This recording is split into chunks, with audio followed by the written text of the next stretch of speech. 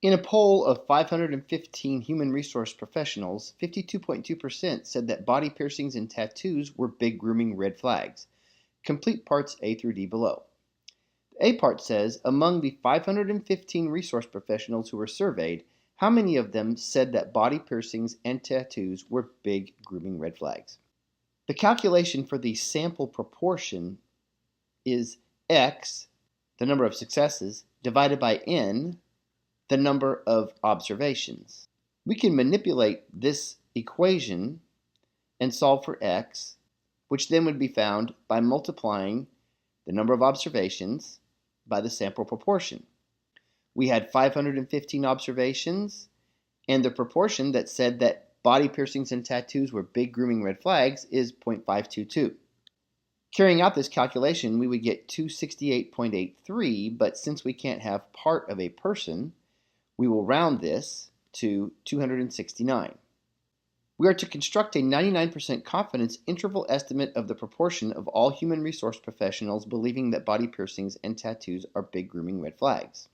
We will use StatCrunch to do that, so we will click Question Help, StatCrunch, then we'll press Stat, Proportion Stats, One Sample with Summary.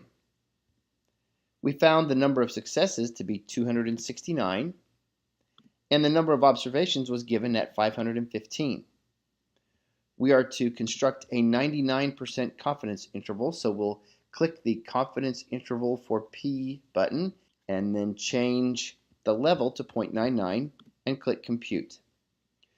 We find this then to be 0.466 for the left endpoint and 0.579 for the right endpoint for the interval when we round to 3 decimal places. So then our confidence interval will span from 0.466 to 0.579.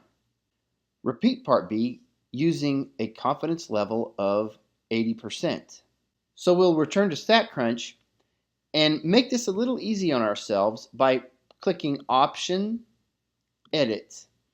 And what this allows us to do is change only some of what we entered earlier. And all we want to change is the confidence level. So we'll change that to 0.8 for 80%.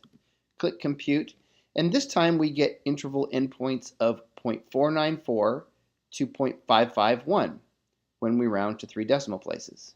So our confidence interval then, with an 80% level of confidence, would extend from 0.494 to 0.551. Now let's put each of these on a number line and analyze the differences. Note that the 99% confidence interval is a bit wider.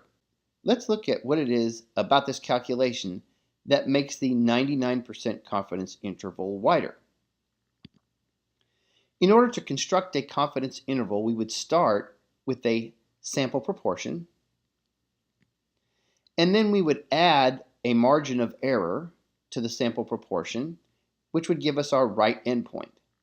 Then we would subtract that same margin of error from the sample proportion to give us our left endpoint.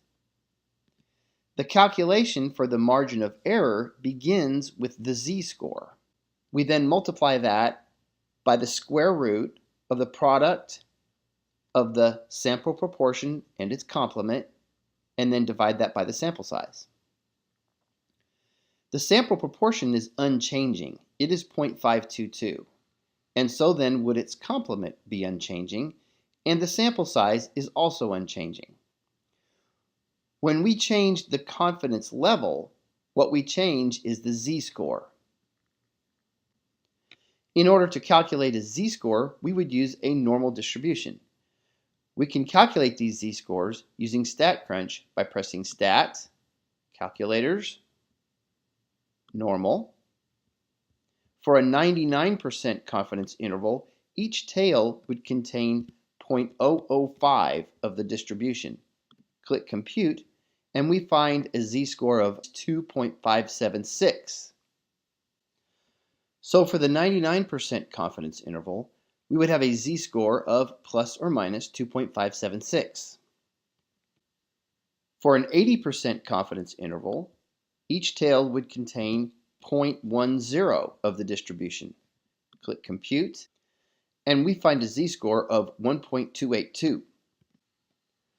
So for the 80% confidence interval, we have a z-score of plus or minus 1.282. Since the 99% confidence interval is wider than the 80% confidence interval, it is more likely that the 99% confidence interval would contain the actual population proportion.